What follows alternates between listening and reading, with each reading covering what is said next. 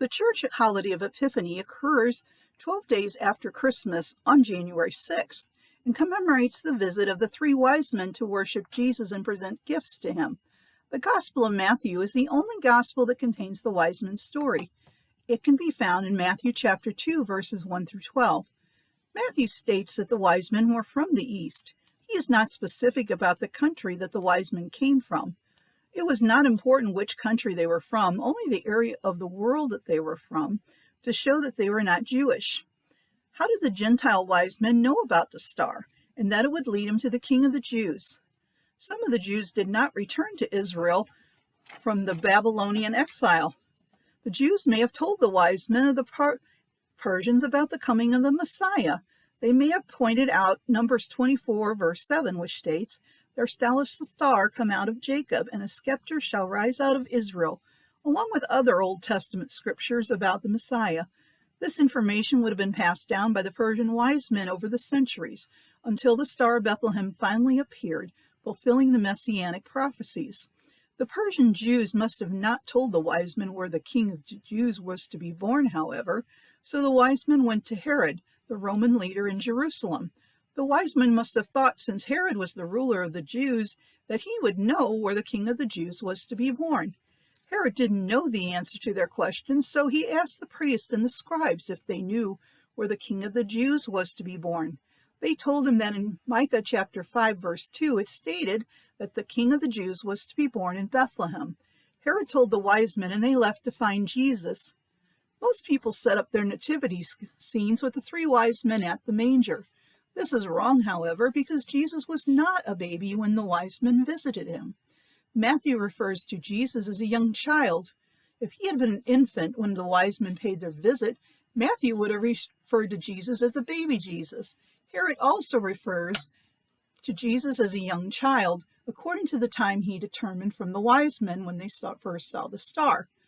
Matthew also states that Mary and Jesus were living in a house, which meant that they had left the stable. Interestingly, Joseph is not mentioned in the story of the wise men. Perhaps he was not home when they came to call. Even if the wise men had seen the Star of Bethlehem on the night of Jesus' birth, and I'm sure they did, it would have taken them a while to travel by camel and/or by foot to Bethlehem, perhaps up to 2 years, depending on what part of the East they lived in. There were no interstate freeways and modern forms of transportation to get to the wise men to Bethlehem sooner. In other words, there was no Route 66. Since they were important wise men, they may have had a large entourage to tend to their needs. This would make the travel time even longer since there were more people traveling in the group. The song We Three Kings state that the wise men were from the Orient. It would probably take more than Bethlehem from the Orient, since a designation in the Orient usually refers to China and Japan. After the wise men went home by another way, thanks to the warning from the angel, Herod realized he had been tricked, and he ordered the death of all boy children under the age of 2, according to the time that the wise men had told him they first seen the star. This is another indication that Jesus was around 2 years old when the wise men visited. Legends has it that there were 3 wise men because of the 3 gifts that were presented to Jesus. However, Matthew does not state for certain that there were only 3 wise men, and indeed there could have been more than 3 wise men, but only 3 of them presented the gifts. The wise men have been given names over the years and even been promoted to kings, but Matthew does not call them by name, nor does he call them kings. Matthew does not say that the 3 wise men introduced themselves by name to Mary either. More important than the background of the givers were the gifts themselves and the meaning of the gifts.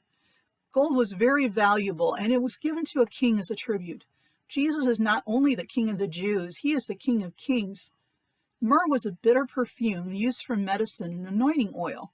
Myrrh was offered to Jesus on the cross, and Joseph of Arimathea and Nicodemus wrapped Jesus' body in a mixture of myrrh and aloe after he was taken down from the cross.